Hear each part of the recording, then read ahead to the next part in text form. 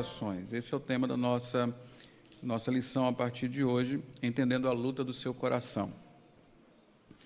É a nossa terceira lição, portanto. O que nós temos como objetivos nessa lição?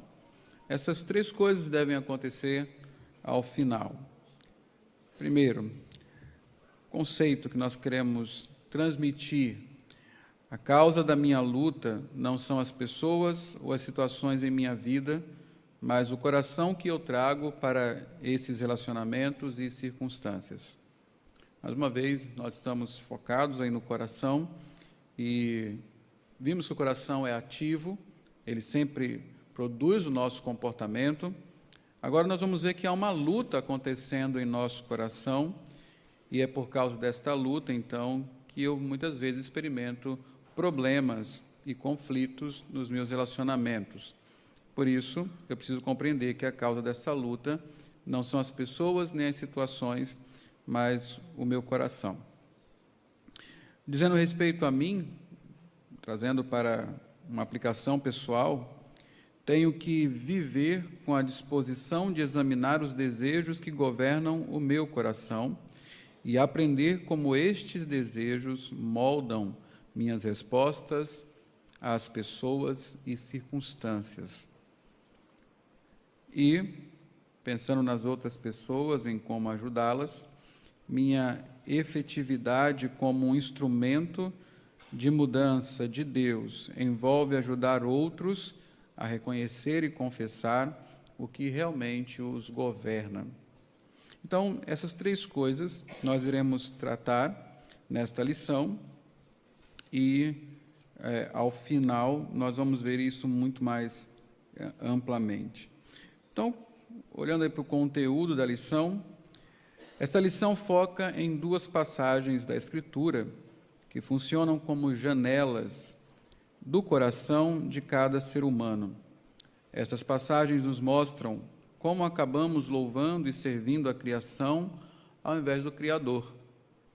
Elas demonstram que aquilo que governa poderosamente o coração controla como vemos e respondemos ao que nos cerca. Lá no comecinho, a lição 1, nós vimos que a forma como Deus nos criou, nós somos pessoas que interpretam o tempo todo. Nós nunca ficamos presos ao fato, nós interpretamos tudo. Quando nós temos os óculos corretos, a direção correta, essas interpretações são boas e nos conduzem ao bem. Quando a nossa visão falha, quando os motivos, o controle do nosso coração está errado, a nossa interpretação é ruim também.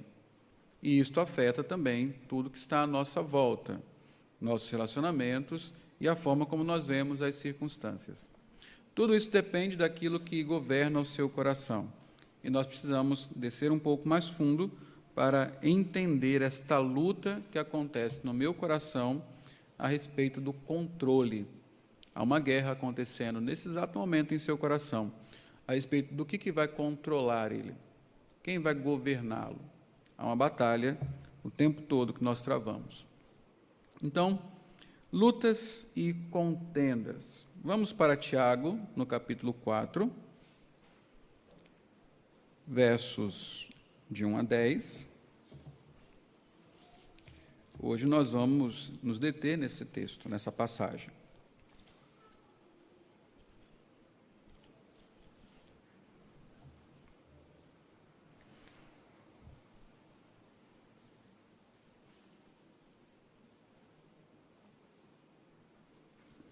Tiago, no capítulo 4, versículos de 1 a 10. Você já conhece bem essa passagem. Ela diz o seguinte: começa com uma pergunta que sonda os nossos corações, duas, na verdade. De onde vêm as guerras e contendas que há entre vocês? Não vêm das paixões que guerreiam dentro de vocês? Vocês cobiçam coisas e não as têm. Matam e invejam, mas não conseguem obter o que desejam. Vocês vivem a lutar e a fazer guerras, não têm porque não pedem, quando pedem não recebem, pois pedem por motivos errados para gastar em seus prazeres. Adúlteros, vocês não sabem que a amizade com o mundo é inimizade com Deus? Quem quer ser amigo do mundo faz-se inimigo de Deus. Ou vocês acham que é sem razão que a Escritura diz que o Espírito que Ele fez habitar em nós tem fortes ciúmes, mas Ele nos concede graça maior. Por isso diz a Escritura: Deus se opõe aos orgulhosos, mas concede graça aos humildes. Portanto, submetam-se a Deus, resistam ao diabo, e ele fugirá de vocês. Aproximem-se de Deus, e ele se aproximará de vocês. Pecadores, limpem as mãos, e vocês que têm a mente dividida, purifiquem o coração. Entristeçam-se, lamentem-se e chorem. Troquem o riso por lamento e a alegria por tristeza. Humilhem-se diante do Senhor, e Ele os exaltará. Então, é nessa passagem que nós vamos meditar, a fim de compreendermos os princípios bíblicos sobre esta luta que é travada em nosso coração. O Ted Tripp, então, diz, o Paul Tripp, melhor dizendo, diz: esta passagem é uma ilustração detalhada dos princípios que consideramos na lição 2, ou seja, os princípios de que o que governa o coração governa a sua vida. Tiago começa com o fruto e desce mais fundo para as raízes do coração. Ele primeiro fala do comportamento e depois fala do que está acontecendo no coração que está gerando esse comportamento.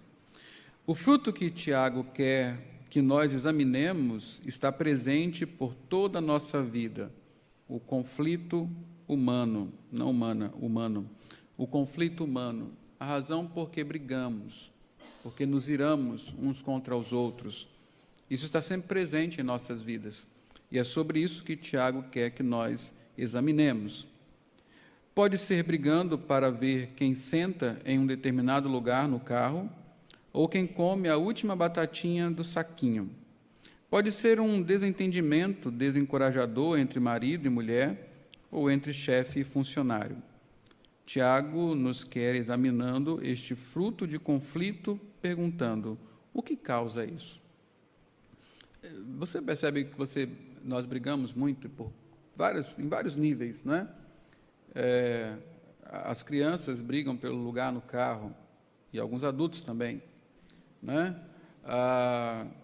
Nós brigamos pelo último pedaço de alguma comida, nós brigamos pela temperatura, nós nos desentendemos várias vezes por coisas pequenas e coisas grandes. Os relacionamentos em que nós nos envolvemos, todos eles estão sujeitos a conflito. Não é? Parece até que o natural é que o relacionamento produza conflito. Se é entre pais e filhos, marido e mulher, patrão e empregado, o tempo todo a gente está experimentando conflito. Não é à toa que várias vezes o apóstolo Paulo nos ensina que o fruto da redenção, aquilo que a redenção produz na nossa vida, é justamente a redenção dos relacionamentos. Você lê Efésios, depois de Paulo falar sobre a obra de Cristo, ele vai falar: maridos, pais, criem seus filhos, sejam obedientes aos pais, marido, ame sua mulher, mulher, seja submissa ao marido, patrão, trate bem os empregados, empregados, respeitem os patrões, e assim por diante. Ele repete isso em Colossenses. O tempo todo ele está mostrando que a primeira forma de viver a vida cristã, de um coração redimido, é justamente nos relacionamentos. Porque os conflitos estão sempre presentes. Desde que os nossos primeiros pais pecaram, os relacionamentos tendem ao conflito. E o que causa isso? Qual o motivo? Qual a razão por trás de tudo isso? É a pergunta de Tiago. Ele pergunta: de onde vêm as guerras e contendas que há entre vocês? De onde vem isso? Vamos encontrar a resposta na própria palavra do Senhor. Então, note que Tiago nos chama a fazer alguma coisa bem diferente do que normalmente fazemos quando estamos com raiva. Tipicamente, olhamos para fora de nós para explicar a nossa ira, não é? Aquilo que nós temos conversado. Se lhe pedem explicação por que você está com raiva, a resposta sempre estará fora de você, sempre estará fora de mim, eu sempre daria uma resposta fora de mim. É típico, é o natural nosso, é olhar para fora. E então nós dizemos, ele me deixou com tanta raiva, se você fosse mãe dessas crianças, você entenderia porque eu estou com raiva. Este trânsito me leva à loucura. Frases muito comuns. O celular, por exemplo, provoca muita raiva. Então, aquilo que nós conversamos já, sempre atribuímos às circunstâncias, às pessoas, a razão de nós estarmos com raiva, estarmos irados. Tiago nos fala que, se quisermos entender nossa raiva, temos que examinar nossos corações. Se nós temos a inclinação natural de olhar para fora para encontrar uma explicação para a nossa raiva, Tiago faz o caminho contrário. Se você quiser entender a sua raiva, a sua ira, a sua frustração, seja lá o que for, você vai precisar olhar para o seu coração, voltar-se para si. As razões estão lá. Então, Tiago diz que lutas e contendas que temos constantemente são firmadas nos desejos de nossos corações. Ele diz, não vêm das paixões que guerreiam dentro de vocês? É a própria resposta de Tiago. De onde elas vêm? Não vêm dos desejos, das paixões, das concupiscências. Aqui é um desejo forte, não é qualquer desejo, é um desejo dominador que guerreiam dentro de vocês. Em resumo, Tiago está dizendo, vocês lutam porque vocês querem. Porque vocês querem. Que perspectiva radical é esta? Pessoas e situações não nos deixam irados. Eles somente providenciam a ocasião para a nossa ira expressar-se. É aquilo que nós já conhecemos, não é? Não é o sol que faz nascer espinhos numa roseira. É a natureza da roseira que faz ela produzir espinhos. Não é o fogo nem a panela que faz o leite derramar. É a natureza do leite que faz ele derramar. Derramou porque tem leite. Se tivesse outra coisa, derramava outra coisa. Então, a mesma coisa somos nós. Então, as situações, o ditado popular que diz a circunstância, a ocasião revela o ladrão, aplica-se às nossas vidas. A ocasião vai revelar o nosso coração, vai mostrar o que de fato está lá dentro, e é por causa disso que nós nos iramos. As pessoas simplesmente, e as circunstâncias, elas providenciam, elas muitas vezes incentivam, causam a circunstância em que o nosso coração se expressa. É importante entender o que Tiago diz sobre os desejos de nossos corações. Ele não diz que desejar é errado. Não, desejar não é errado. Quando você desiste de desejar, você está morto. A capacidade de desejar é uma dádiva de Deus e não um erro em si mesmo. Então, o problema não é ter desejos no coração. Nós somos motivados por desejos. Por exemplo, a palavra que nós usamos sempre de forma negativa, concupiscência, ela significa desejo forte. Nós deveríamos ser concupiscentes ou ter concupiscência a respeito de Deus. Deveríamos desejar Deus fortemente, como a única coisa que nos satisfaz. Então, desejar em si não é ruim. O problema é quando esse desejo se torna tão forte que ele nos controla. Aí nós temos um grande problema. Tiago não diz que estas lutas e contendas são unicamente causadas pelos desejos. De acordo com Tiago, como os desejos de nosso coração explica os conflitos em nossas vidas. A frase-chave é encontrada após a palavra desejos. Tiago diz que nossas lutas e contendas vêm dos desejos que guerreiam em nossos corações. Qual é o único propósito da guerra? Por que as pessoas lutam? Por que há guerras no mundo? O desejo é o controle. saber quem vai controlar, afinal. Então, a guerra existe no nosso coração com o objetivo de estabelecer o controle dele. Qual o único propósito da guerra? Controlar. Veja você, o problema não é o fato de desejarmos, mas o fato que certos desejos guerreiam em nossos corações até que eles efetivamente e funcionalmente nos governam. O desejo, ele cria uma luta dentro do nosso coração pelo poder, saber quem vai controlar. E se nessa batalha ele se dá bem, ele governa o nosso coração. E é esse desejo descontrolado, esse desejo violento, que trava uma guerra, que quando assume o controle, nos tira de controle e nos faz dar vazão ao desejo, e geralmente isso nos leva ao pecado. Então, considere isso por um instante. Observe, se meu coração é governado por um determinado desejo, haverá somente 2 modos como poderei responder a você. Quando o meu coração é governado por um desejo, o meu relacionamento com você será afetado de 2 maneiras. A resposta que eu irei dar para você vai ser uma de 2 possíveis. Ele diz aqui: se você está me ajudando a obter o que eu quero, estarei bem feliz com você e com o nosso relacionamento. Mas se você está no caminho do que eu quero, irei despertar minha ira, frustração e desencorajamento quando eu estou com você. Meu problema não é você ou a situação em que estamos juntos.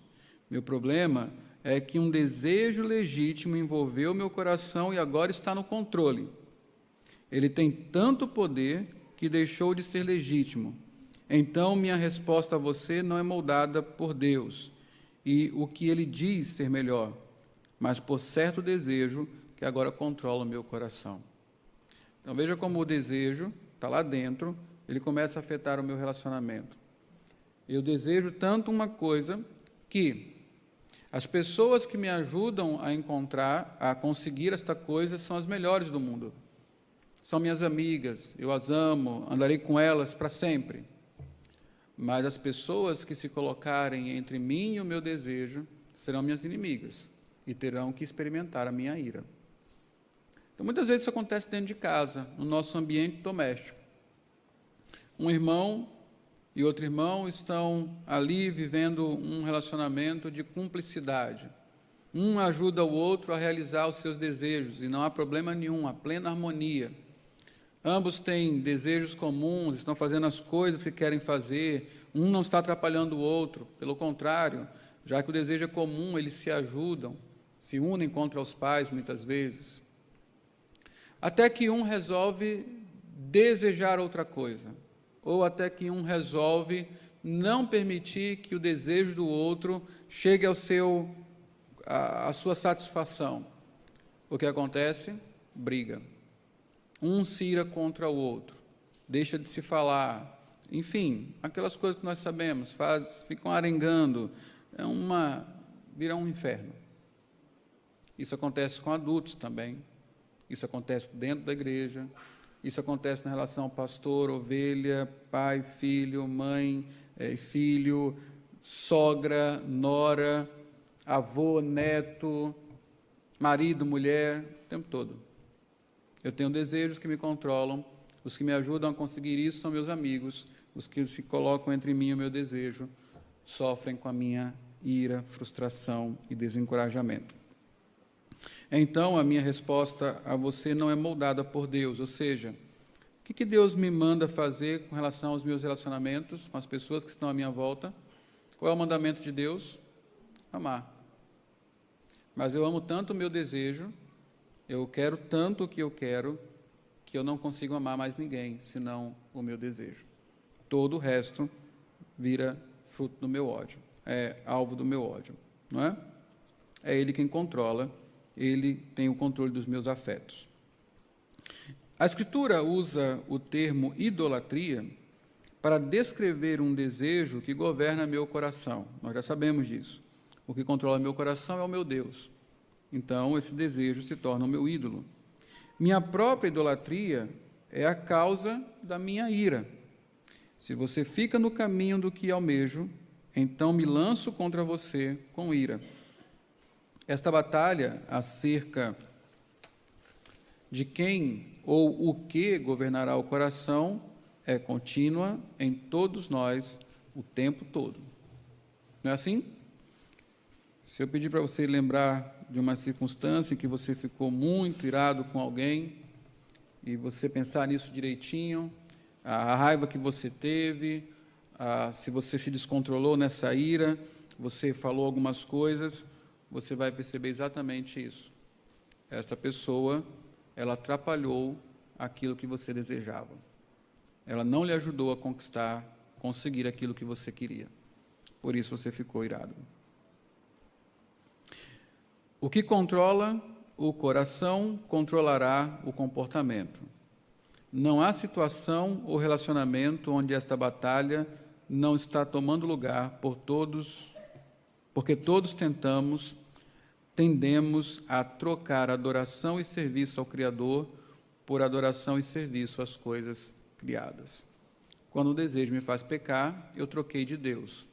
Eu deixei o Criador para adorar a criação. E aí, nós temos uma dinâmica interessante de como um desejo legítimo, se torna controlador das nossas vidas, do nosso coração. Você pode estar pensando, como o desejo obtém o controle. Você pode estar pensando, como os desejos normais da minha vida cotidiana obtêm o controle do coração. Vamos considerar os passos. Primeiro, você tem um desejo. Eu quero. Nada de errado até aqui. Eu quero um marido, eu quero uma casa limpa, eu quero uma casa organizada, eu quero filhos educados, eu quero bons irmãos, eu quero uma igreja discipuladora, uma igreja amável. Até aí não tem nada de errado, são desejos legítimos, não há nenhum pecado nisso. São coisas, de fato, desejáveis. Eu quero, não é? O problema é se eu não consigo abrir mão desses desejos, se eu não consigo, por amor a Deus e às pessoas, fazer aquilo que nós meditamos no domingo de manhã, abrir mão de direitos por causa do amor a Deus e às pessoas. Mas ter um desejo, querer coisas legítimas, logicamente, não há problema nenhum nisso, não é pecado, está tudo certo até aqui. Mas, se eu não controlo esse desejo, ele logo se transforma em uma exigência. Esse é o segundo passo. O desejo se transforma em exigência. Antes era eu quero, agora é eu tenho que.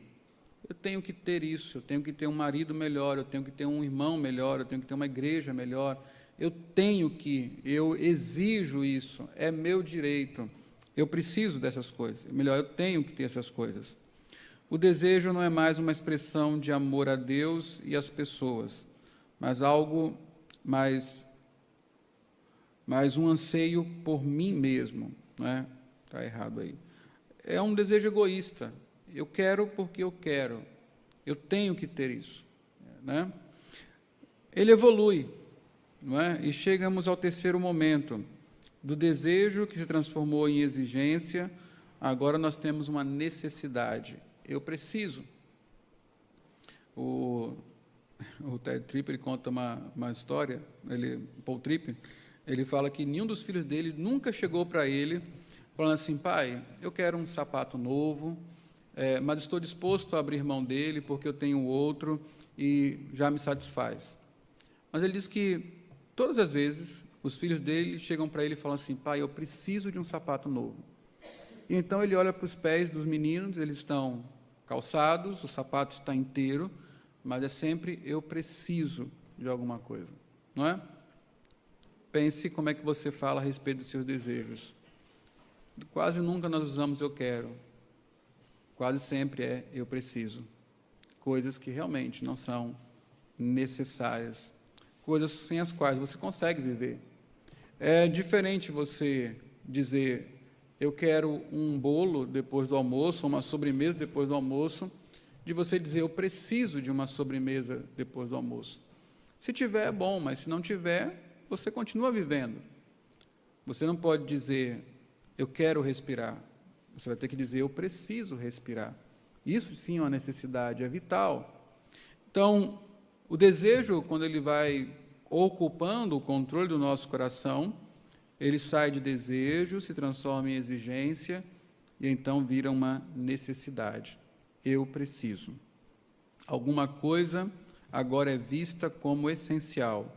Estou convicto que não posso viver sem isso. Você já falou isso para você mesmo? Por exemplo, aplique isso à sua vida. Você precisa de... Qual tem sido essa necessidade que tem ocupado a sua mente ultimamente? Que tem, inclusive, afetado os seus relacionamentos. Eu necessito de...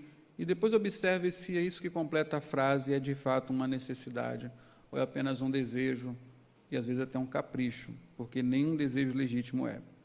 Bom, depois a necessidade se transforma em uma expectativa, e essa expectativa, então, se volta para o outro. Você deveria o quê? Me ajudar a realizar, a encontrar, a satisfazer o desejo, a minha necessidade. E é assim mesmo. É aqui que meu relacionamento começa a ser afetado.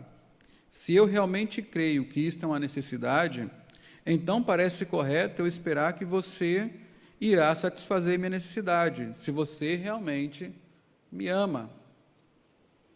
Então está lá o namoradinho, da namoradinha, e ele fala, se você me ama, você satisfaria o meu desejo, a minha necessidade de tocar em você, dormir com você. Ou então a filha chega para a mãe e fala, se você me ama, você satisfaria a necessidade que eu tenho de um sapato novo. Ou a esposa chega para o marido, se você me ama, você ia satisfazer a necessidade que eu tenho de mais atenção. Você deveria, se você me ama, satisfazer as minhas necessidades. Essa é a expectativa, que todo mundo entenda as minhas necessidades e que eles trabalhem para suprir essas necessidades. O grande problema é que eu quase nunca conto para as pessoas quais são as minhas necessidades, eu quero só que elas cooperem com isso. Com essas necessidades que eu criei, não são legítimas. Eu quero que elas cooperem com isso, e se eu percebo que elas não estão cooperando, então vem o desapontamento, que é a outra fase aí. Desapontamento. Eu esperava que você fizesse, você deveria ter feito, mas você não fez. Aqui a ira explode e se torna pessoal.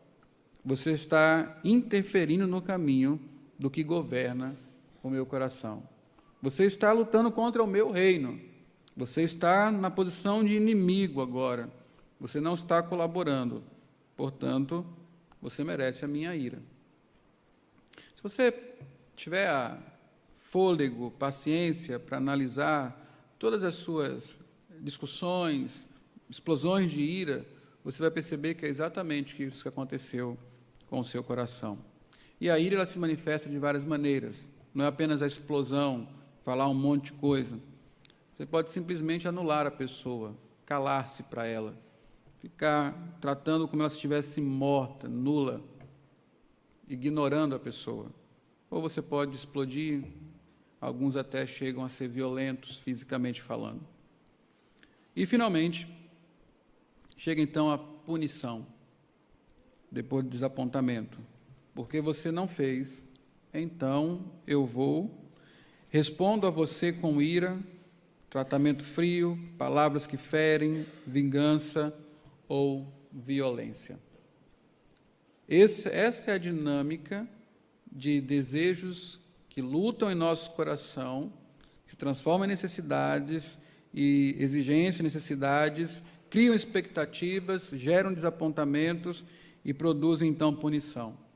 É por isso que muitas vezes eu me iro nos meus relacionamentos. Essa é a razão. São os desejos que militam no meu coração. Não são as pessoas, não são as circunstâncias.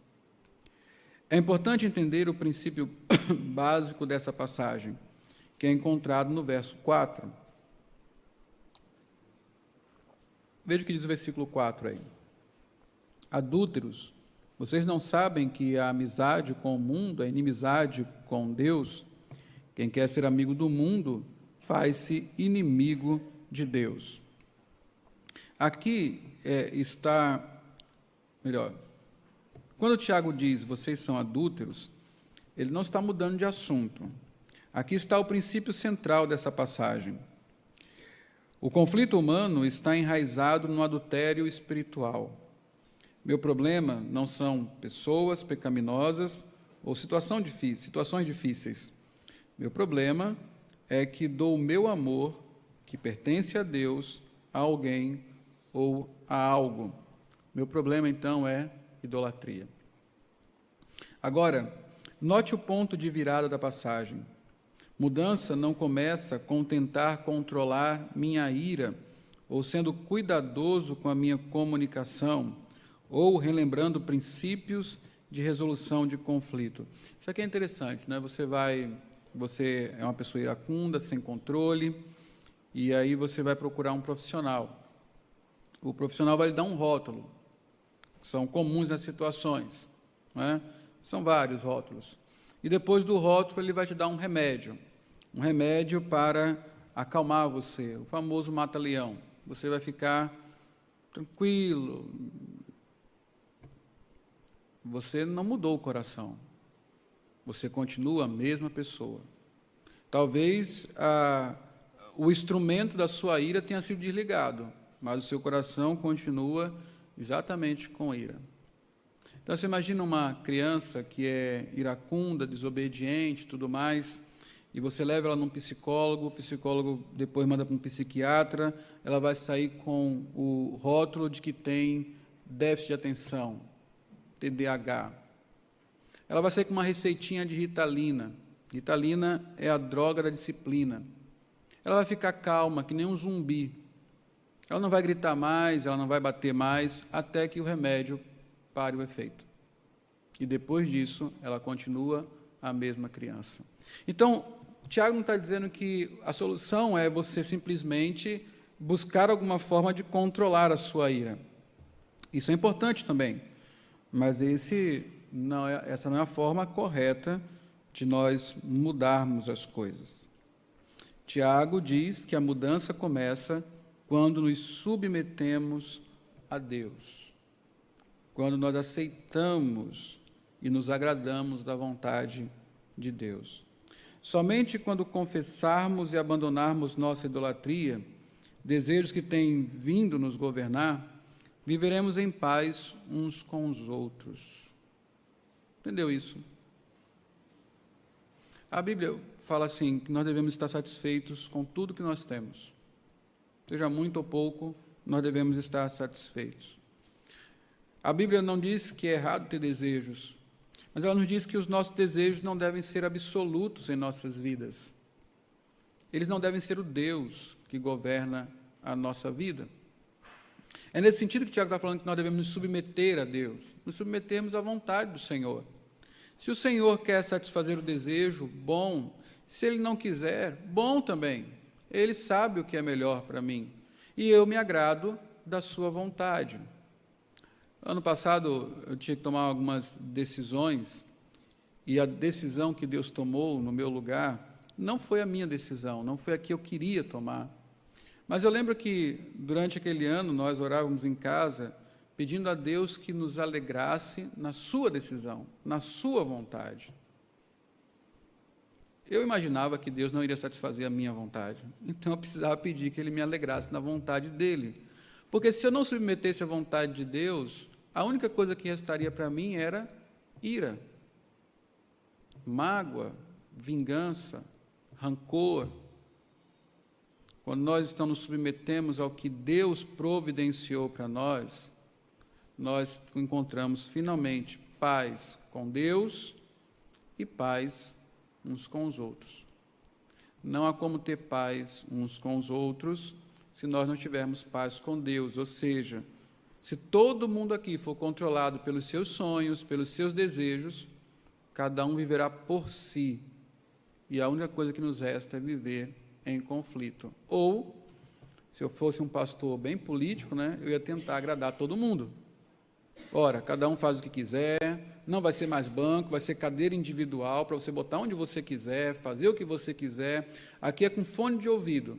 Você escolhe a mensagem que você quer ouvir, o cântico que você quer ouvir, bota no ouvido e pronto. No final a gente sai, está ótimo. Os pais fazem isso o tempo todo, tentando trazer paz aos conflitos dentro de casa. Muitos pais, eles preferem ceder às vontades de cada um dos filhos. Parece que são pais diferentes, um para cada filho. Não. Nós precisamos aprender e ensinar aos nossos irmãos e aos nossos filhos, aos nossos cônjuges, que, na verdade, a paz vem quando nós nos submetemos a Deus, à vontade de Deus. E aí nós temos, então, paz uns com os outros. Então, esse é o problema, é a idolatria do coração que nos afasta de Deus. Só quando confessarmos e abandonarmos nossa idolatria, desejos que têm vindo nos governar, viveremos em paz uns com os outros. Somos chamados a aproximarmos-nos do Senhor, e nos foi prometido que Ele se aproximaria de nós. Tiago diz que a mudança envolve duas coisas. Limpe suas mãos. Isso tem a ver com a mudança em nosso comportamento. Purifique seu coração. Isso tem a ver com a liberdade, com libertar nossos corações dos ídolos. É quase impossível captar a importância do que esta passagem ensina. Tiago está essencialmente dizendo que você não pode guardar o segundo grande mandamento, ame o seu próximo como a si mesmo, se você não se submeter ao primeiro grande mandamento, ame ao Senhor, seu Deus. Esse é o problema. Agora precisamos da solução. É possível controlar os desejos do coração? Se esse é o problema? Há como fazer isso? Nós temos poder suficiente para estas coisas? Bom, nós não, mas Deus sim. E é isso que nós vamos ver na semana que vem. Os recursos de Deus que nos ajudam a controlar os nossos desejos, para que eles não nos controlem e façam e afetem os nossos relacionamentos. Então, vamos dar as mãos, vamos orar ao Senhor.